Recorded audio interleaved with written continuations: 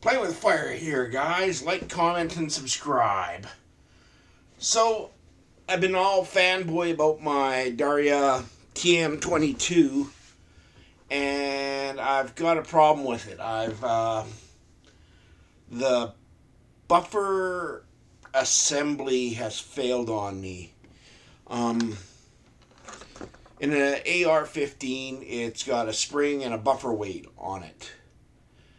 And with this thing, it's got the buffer weight and it's got a rubber disc that's held in place by the buffer tube. And the buffer tube seems a little sharp, and it's partially cut it. And over the possibly 1,000+ rounds that I've already put through it, has cut through the disc and caused it to fail. When it's failed, it's broken the cocking handle bolt, and I've lost the cocking handle. I've broken the bolt. I fortunately have been able to remove the bolt by myself.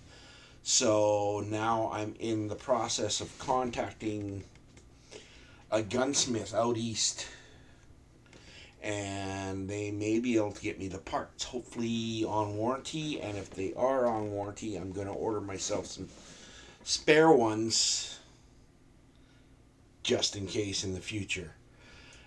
I do like this rifle. It's nice. I mean, anyway, I've suffered a failure, and apparently it's more common than 1 in a million, or it should be put down as a known fault for it.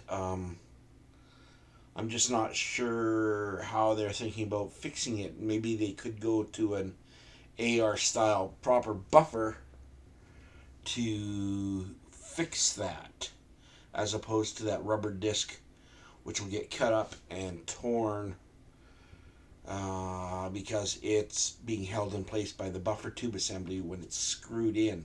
It has to be screwed in tight, or else it's just gonna go straight through, and the buffer is gonna go straight down the buffer tube assembly.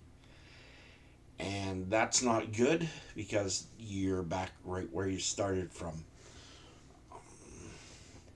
I'm wondering if I can run a standard AR style buffer and buffer spring in there rather than this rubber disc.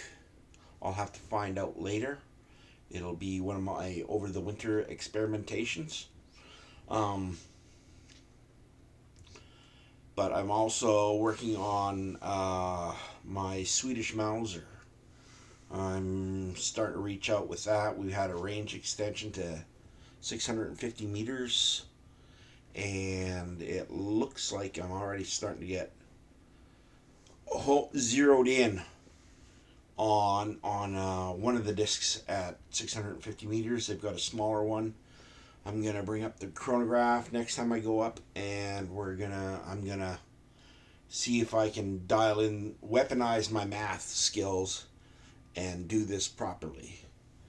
I've done it without running all the proper numbers, but I'm not having the proper ability to hit it that I want to. I want to be able to hit it as many times as possible. Right now it's about 50-50, and I want it to be 100% while it's at 650 meters. Anyway, play with fire. If you like it, comment. If you want to see any more of a specific type of video, let me know. Peace out.